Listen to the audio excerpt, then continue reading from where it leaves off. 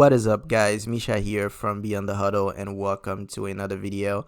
And in today's video, guys, we're going to be answering the question: did EIP 1559 turn Ethereum into a deflationary asset? So in order to answer that question, we're first going to be taking a look at what exactly is deflation. Then we'll take a look at what exactly happened with the upgrade. What did this do to the Ethereum network? And then we'll be able to conclude as to whether or not Ethereum is in fact now a deflationary asset. So without further ado, guys, let's get right into it. Okay, so first off, what exactly is deflation? Well, deflation is a general decline in prices for goods and services, typically associated with a contraction in the supply of money and credit in the economy. During deflation, the purchasing power of a currency rises over time.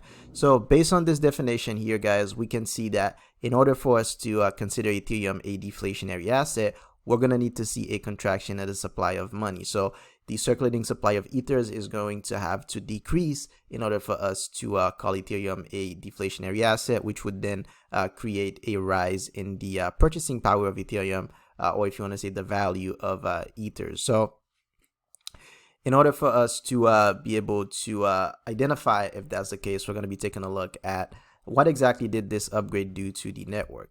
So what is EIP 1559? Well, EIP 1559 was the Ethereum London hard fork upgrade, and this upgrade actually went live on the network about 2 days ago from the time of this recording. So what actually happens with this upgrade? How did it change the network? Well, the upgrade pretty much simplifies how transaction fees are paid, and it now uses an automated bidding system. So for those of you that don't know, before this upgrade, users actually had to bid for how much they're willing to pay to have their transactions picked up by a miner. And as you guys can imagine, this is not the most user-friendly system out there, and which is one of the reasons why they came up with this upgrade. Now, this transaction fee is not going to fluctuate based on how congested the network is, which makes a lot of sense. If you guys think of how Uber or Lyft or any of these things work, you don't actually bid yourself. You can give a tip, but you don't actually bid how much you want to pay for your ride. It's all based on how congested the network actually is, how many drivers and how many cars are out there. So same thing is going to happen with the Ethereum network.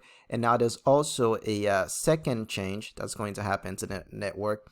And that second change is that part of every transaction fee is going to be burned or removed from the circulating supply. Now, this is where people are like, okay, well, if this is going to happen, then the supply of Ether is going to decrease, which will then turn Ethereum into a deflationary asset. But here's the kicker, guys. Here's the one thing that a lot of people are missing, and that is, yes, ethers are being burned, which would technically decrease the supply, but ethers are also being mined every single day.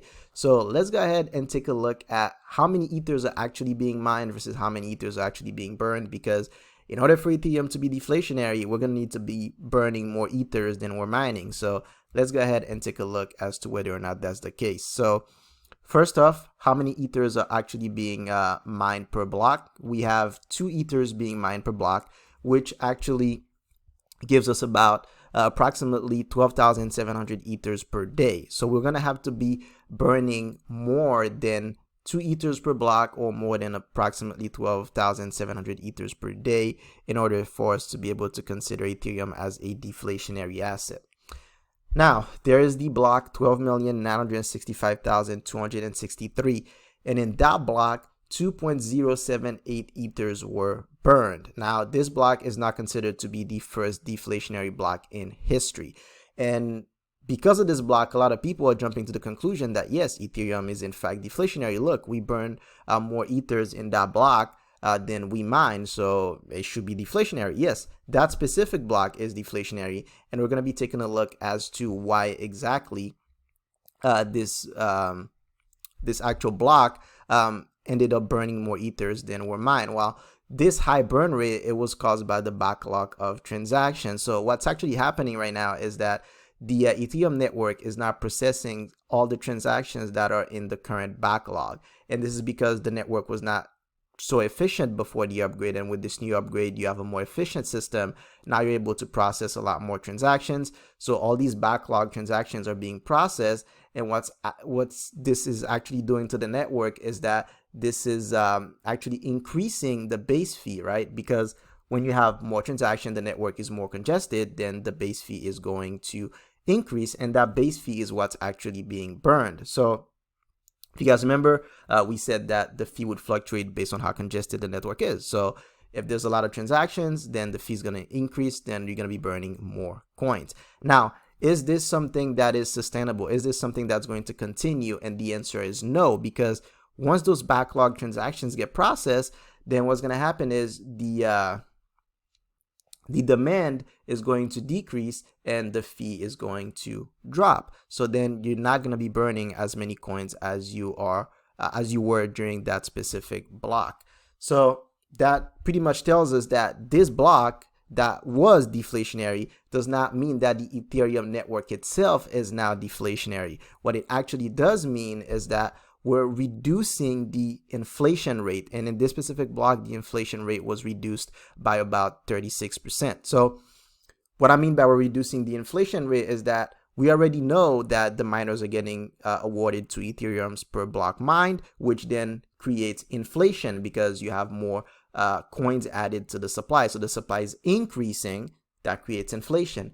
But because of this new system that we have where coins are actually being burned at the same time, this is reducing the inflation rate because you have less coins being added to the supply, because at the same time that you're adding two new ethers, you're also burning some ethers, right? So that's what we mean by reducing the inflation rate. And on this specific block, the inflation rate was reduced by about 36%.